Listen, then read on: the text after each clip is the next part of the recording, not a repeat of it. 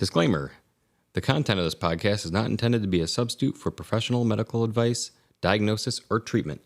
Users should not disregard or delay in obtaining medical advice for any medical condition they may have, and should seek the assistance of their healthcare professionals for any such conditions. And now... Yeah, we don't want to do anything to scare your children. That's the last thing we want to do. We don't want to scare anybody. Ladies and gentlemen, please welcome Ben and Amy on The Heavy Truth.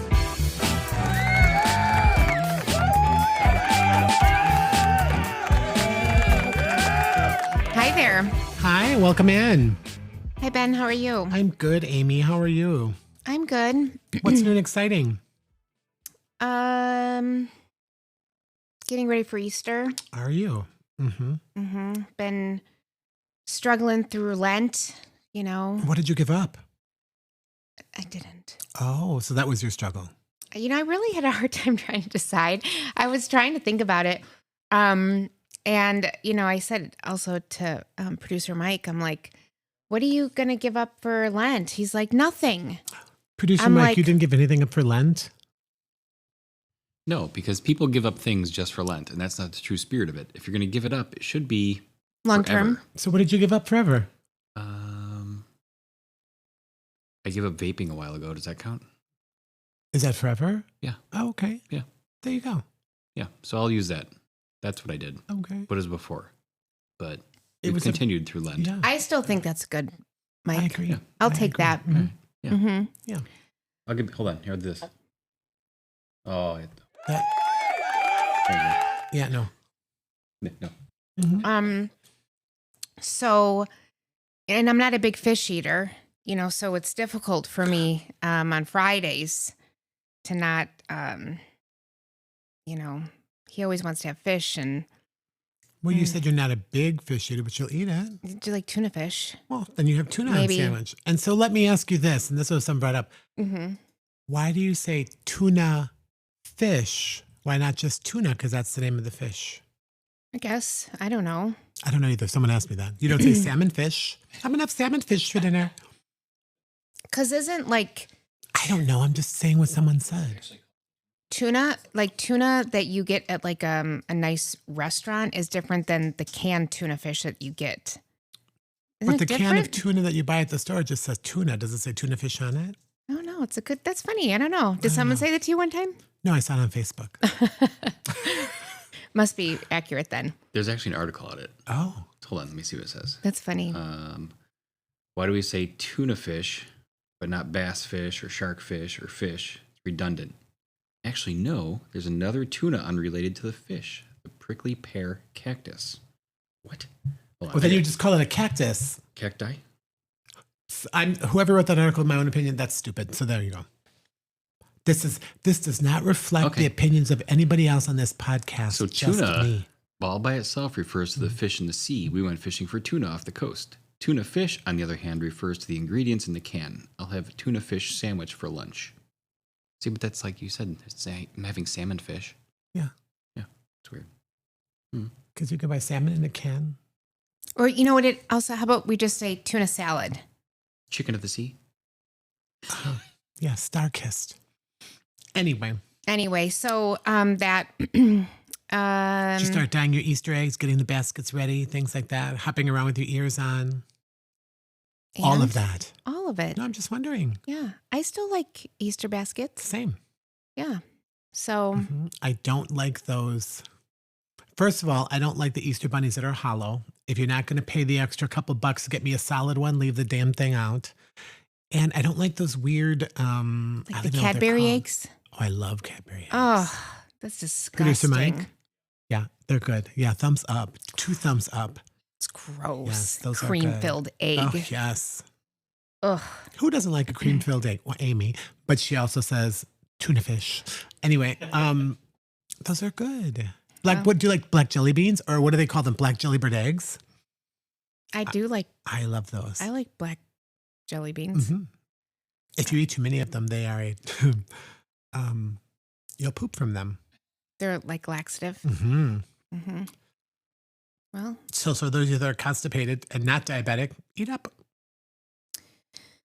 Um, So, what's the topic of today's podcast, Amy, as we're in Lent that you didn't give everything up and we head towards Easter? we're going to talk about restricted timed eating or timed meals versus cutting calories only. So we're going to talk about a couple different options as far as what's better, what yields improved results, is what's better for patients. Why does someone do one and not the other? Yeah. And good thing is, we're not talking about for religious reasons, right? We understand Yeah. like there are times like Lent, you give things up. Ramadan, people, the Muslim culture, they don't eat from sunrise to sunset, things like that. We're not talking about religious affiliations with why we're eating or not eating.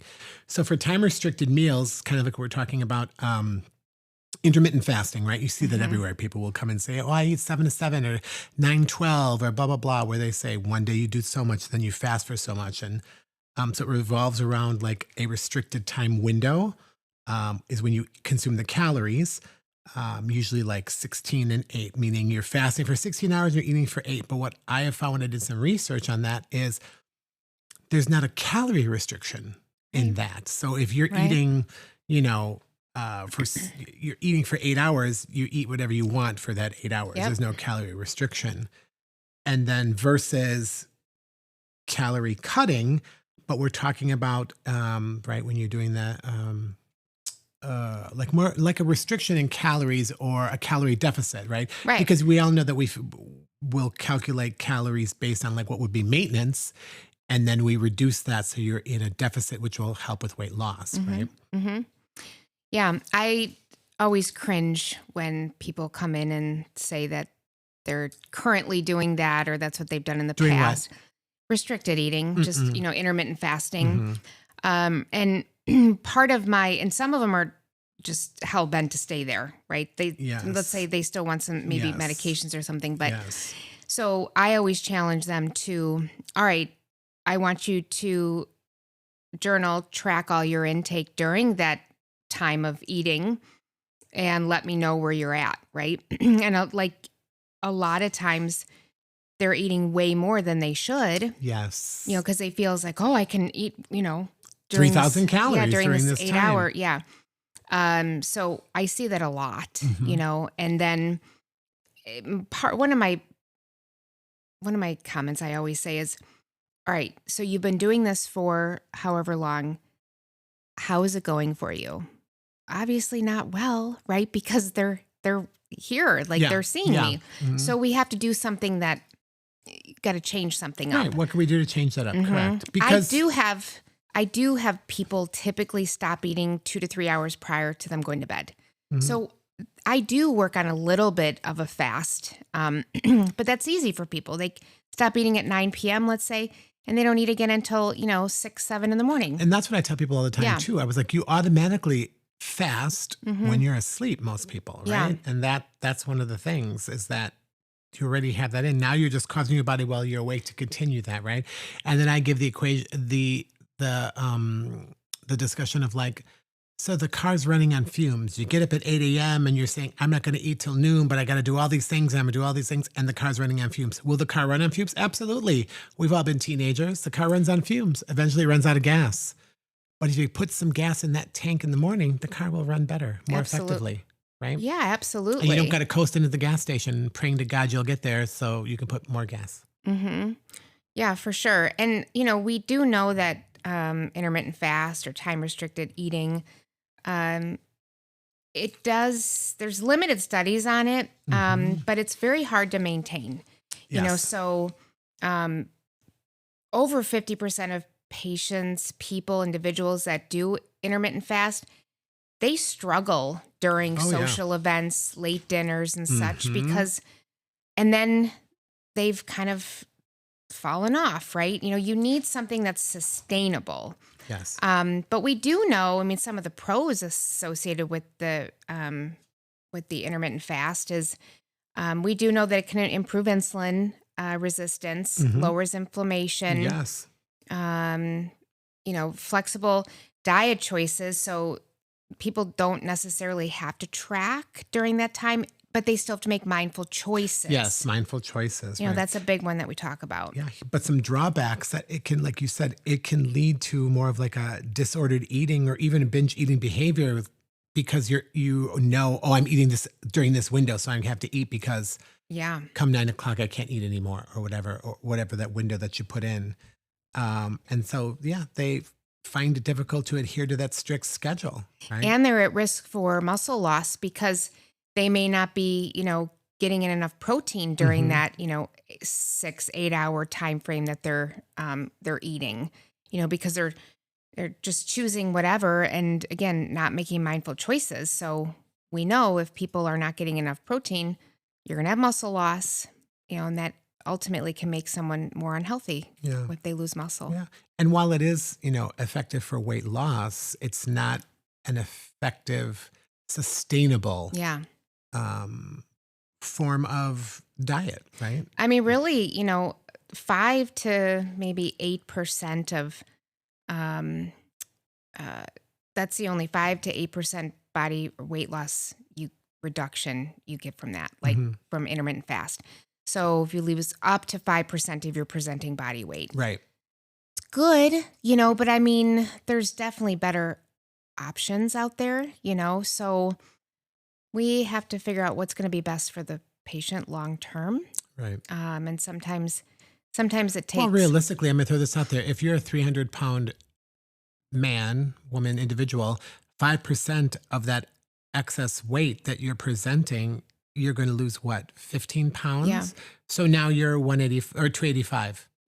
You work great. You're starting to lose weight, but if that's where it's going to sit, that wasn't an effective weight loss for you, right? You won't get to the goal weight or And will they stay there, right? and will they stay there? Correct. Yes. I mean, even losing 5%, there's We're some great. benefit. We're happy to, yeah, Yes. absolutely. I always tell people a weight loss is a win. Absolutely. Even non-scale victories. Yeah, non-scale victories as all well. the time. But then, so again, you have to see what's going to work best for the person in front of you and talk through that with them. And then, then we go to Calorie restriction or calorie deficit, right? And, that statistically has higher outcomes as far as loss because you have to know how much your body needs to spend and how much of a deficit it has to go into in order to achieve loss. Yeah, and that's what it is, right? It's knowing it's a calorie deficit, meaning you consume fewer calories than what your body needs to maintain, right? So that, many weight loss providers, I know you and I both do that. That's what our goal is, right? You determine height, weight, exercise, all of these things that we calculate, and then it gives us calorie maintenance, right? What your body needs to maintain every day. You eat this amount of calories every single day, you'll maintain. You go above that, so you start to gain. Also, if you go too far below that, you can plateau and your body will save because you're starving. But we do it, that's where that calorie deficit comes into play, right? So you find out what your daily needs are for a maintenance, and then you figure out a burn from there through a restriction. In addition to looking at carbohydrates Of course. and protein numbers and everything. But if some of the, benefits of that calorie restriction or, counting for what you're eating is more flexible feeding schedules, right? We have that. You don't have to stop eating at a certain time. If you're going out to dinner, you can go out to dinner. Better control of portion sizes. Yes. Because Sustainability, absolutely. And it's easier to measure your outcomes long term on that type of thing. This definitely is where I push patients. Same. Like, that's... I don't push patients, I guide them. Yeah, guide and suggest, and let's say guide them very... slowly. To me, I guide them slowly because...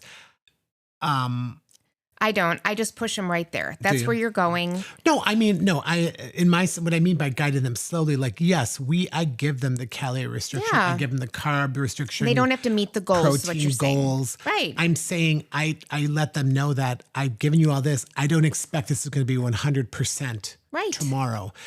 It's always a work in progress. And our goal is to finally get there, right? But that you can't expect anyone. And when I say anyone, this is from my own life.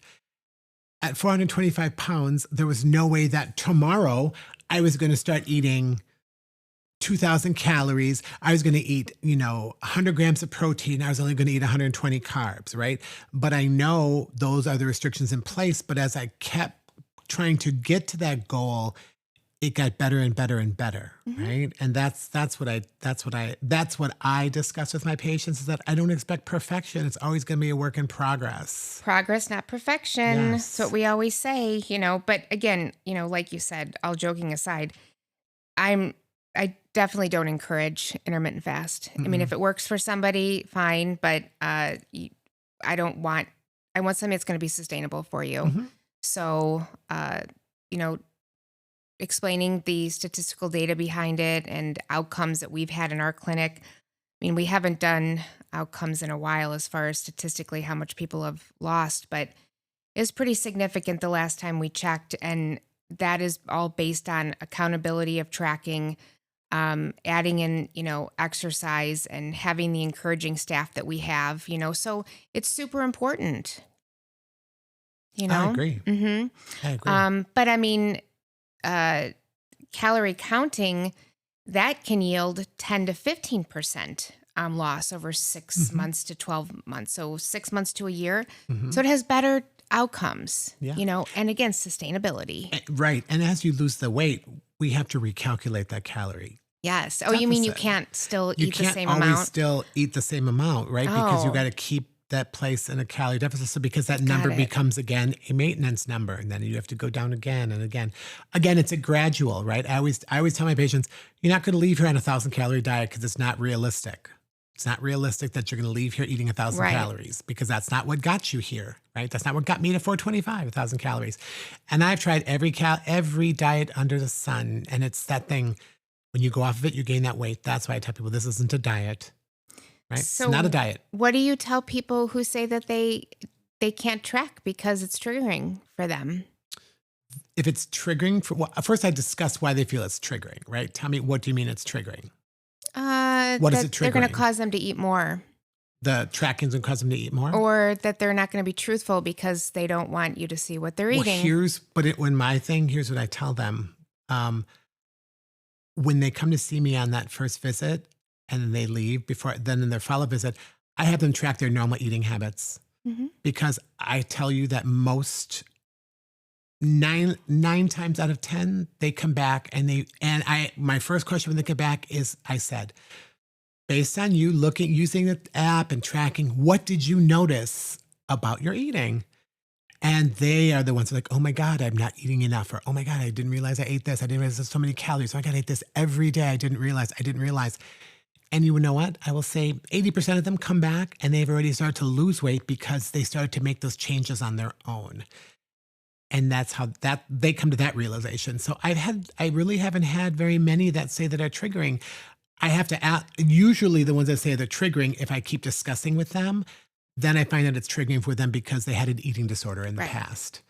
Then things will look a little bit different, right? Then oftentimes that's when we discuss, let's add behavioral health. Let's discuss my plate and healthy plating rather than calories exactly, because that eating behavior that they're triggering was something that was usually, they're not overeating. Many of the patients that are feeling triggered are getting back in that where they were under eating and restricting their eating, right? And that's been the triggering part. And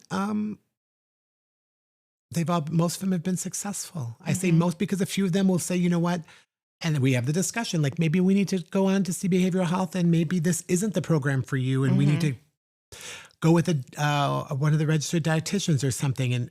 And they think that's where they should go, and that's fine. right? No judgment on my end. That's fine, right? Because I was 425 pounds. I had an eating disorder too, right? I overate.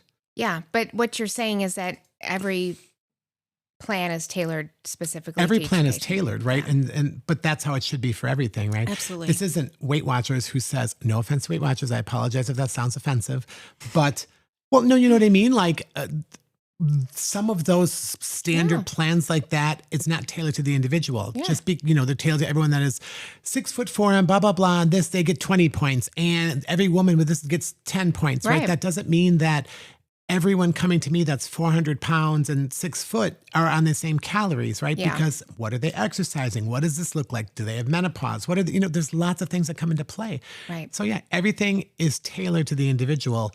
Now it's tailored, yes, but it's still in the sense that it's a calorie restricted program, right? We're restricting the calories based on their needs for each individual. It's not like I'm looking at a book or I'm looking at a paper and saying, you are 50 years old and 5'4" and 0 exercise. So here's a plan. Yeah. And the next one is 2. Yeah, you fall in the same category. Here's that same plan. No, it's not that. And that's exactly why it's so important that we have, a lot of time with our patients because we have to get a full history.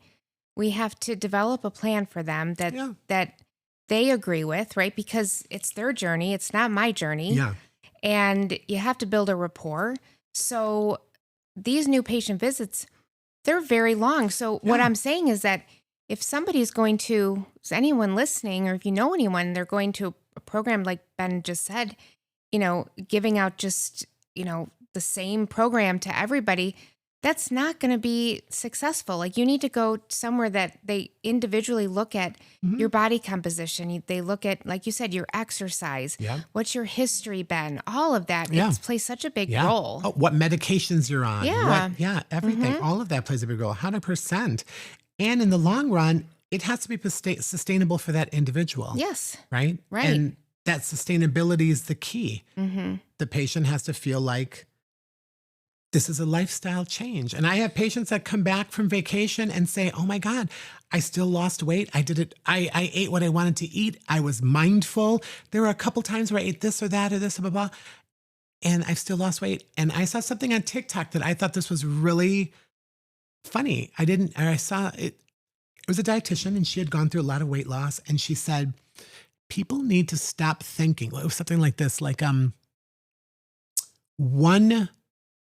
one overeating, one meal in excess, or one day of excess, or something like that in a month, even a week, isn't going to make you gain weight. Just like eating one salad a day every week isn't going to make you lose weight. It's the consistency that's key. And my big thing when I tell patients is consistency needs to outweigh inconsistency. That's what got me from 425 to 220. Are there inconsistent days? Yes, but the consistent days outweigh the inconsistent days. That's definitely a good way to put it. My terminology is very similar, but I say that you're going to have some bad days, but I want you to have the majority of good days. Yeah. So same thing that you just said, just saying it a little bit different. Yeah, But I so say it differently true. only because in myself, I never want, because people hear, and I'm not saying for you, I'm not saying you, Yeah. Amy, I'm saying, and I'm sure you've heard this. People will say, well, I can't afford organic foods and I can't do this. And I could only eat ramen and I could only do this because of the, I'm not telling you can't have any of that. There are no red light foods. So I don't like to use the term, this is good or this is bad, because in my mind, I'm like, who constitute what's good and what's bad? Well, nutritionally for you, right? Yes, nutritionally, correct. But yeah, everybody can't afford all that, food insecurity is a real thing. Yes. And, you definitely want to fuel your body. For people who can't afford food, good, healthier food, it's unfortunate because, socioeconomic status definitely plays a role in obesity. But everyone can do portions. Yeah, and you That's can make exactly better that. choices. And Yes. and for those who maybe don't utilize food banks or something like that, utilize them Yeah. because there are a lot of good food. There's a lot of good, decent yeah. food at food banks. And that's what it's there for. Yeah. So don't be embarrassed to go. Like Yeah. go Sorry. go find out what they have, choose some healthier options, and A lot of time, these food banks want people to go because they end up having to throw out and get rid of a lot of the stuff Right. that is donated. So, like, I tell people, like, if you're on the fence, just go once and see what it's like. Yeah. Like, these services are there for a reason, and don't be too proud to not go. it's true. And sometimes what they get donated to them is based off of how much they've gotten rid of or donate or given away from previous weeks. Right. So they want it to go. Because then they're helping, so they get more sponsors Yeah, or more help, so they can help more. absolutely. Yeah. Yeah. Right. So everybody's there for the same reason. But, got off kind of a little bit off track as far as, but I am just a huge proponent of food banks for sure. Mhm. Even, our organization, they have farm. So we do, we grow a lot of food, and that gets donated to food banks. Nice. And to areas that are less fortunate. Food deserts. Mhm. And yes, people know that you and I work for the same organization. However, my clinic sits in an inner city area that is a large food desert. So my patients, the tracking, while it is good, sometimes the choices are not as prevalent as it could be, but that there's a place where that food bank and stuff like that comes into. Do you have like Mhm. good ones? Like, would you? Because I know there's a few so good ones here. there are several, and I actually just said to one of my coworkers the other day, hey, this was literally last week. I want to make a list of the food banks contacts, blah blah blah, so that way we can have it available for our patients. And I think that's a great thing. To make that available, right? Yeah, we have a handout for ours too. But some of them, like I know which ones will hand out, produce, and so that's always helpful too. But I'm surprised like your dietitians don't have like a list and which they may. Yeah. Maybe you have to ask them to not reinvent the wheel, but maybe if you want it done your way, you may have to make up your own flyer like you said you're going to do. I prefer to make up my own flyer, but A for that, right? Anyway, so, in the combination of everything, some people will still hear that, hey, I'm still going to intermittent fast, and some people say they won't.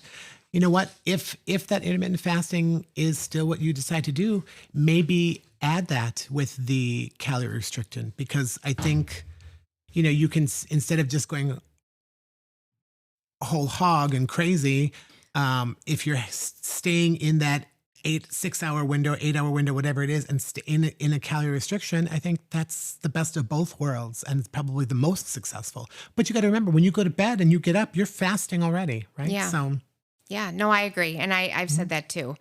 and a protein shake to start your day is better than nothing. So it doesn't matter if it happens when you get up in the morning and drink that protein shake, but you're not going to eat something bigger till noon. It's fuel you're putting in the car. That's my biggest thing I tell people. Not that I want it to be a meal replacement, because I don't think it should be a meal replacement, but something is better than nothing. You got to get that engine revving. Yeah. For sure. No, I agree. All right, Amy. Well, we'll be heading towards Easter, and since you haven't given up anything for Lent, I don't know. But anyway, any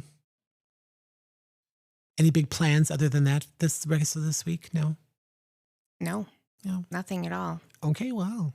Again, enjoying the weather, Yeah. and, just Bikini ready? continue to saving Oh, lives she one went pound right at a past time. that, producer Mike. Do you hear that? Yeah, one life at a time. Mhm. 1 pound at a Oh, time. 1 pound at a time. Yeah, that's what we do. That is. So Well, appreciate you guys listening. Yes. And you can find us on all social media, or send us an email, any questions, comments, responses. You just want to say hello. You want to sponsor us, let us know. Seek Protein or Premier Protein or any of those fun places that want to send us some little samples or have us do a little TED Talk or anything. Absolutely. Let us know. Yeah, we will for definitely sure. do that. Mm-hmm. And on that note, it's until next time. I'm Ben. And I'm Amy. And we're the Heavy Truth.